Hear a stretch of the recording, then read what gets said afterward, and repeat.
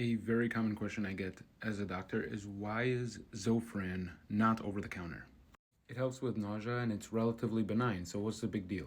One of the big reasons why it's not over the counter is because zofran does something to your heart called QTC prolongation. So this is what a normal EKG looks like and what a long QT looks like. So just quick EKG understanding. The P wave is when the electrical impulses travel down the atria to the ventricles. The QRS complex is when the ventricles contract, and that's why it's a very big spike. And the T wave is when the ventricles depolarize, so they relax. Now, the interval that I'm talking about is called the QT interval, right? From the beginning of the QRS complex to the end of the T wave. Essentially, what's going on there is your ventricles are contracting and then taking a longer and longer time to relax. And if the QT interval continues being prolonged, this can happen. This is called torsades de pointes. Pretty much the electrical impulses in your heart get all out of whack.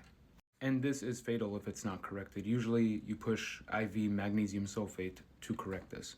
So as a psychiatrist, I have to be pretty aware of the QT interval because these are all medications that prolong the QTC and can cause torsades de pointes. And as you see on here, antiemetics means anti-nausea. Aldosterone, that's zofran. But antidepressants like citalopram, Celexa, and escitalopram, Lexapro can prolong it. And most antipsychotics also prolong the QTC. And there is a way to risk stratify QTC prolongation, and that's through something called the Tisdale risk score. You get 1 point for being over 68, 1 point for female gender, 1 point for being on a loop diuretic, if the potassium, so hypokalemia, is under 3.5, if the QTC on admission is already above 450, if there was a recent acute MI, meaning heart attack, or 2 QTC prolonging drugs, 3. Sepsis, 3, heart failure, 3, 1 QTC prolonging drug, 3. And the number that we classically try to keep the QTC under is 500. And this is something I often worry about on my day-to-day job in consult psychiatry in the hospital.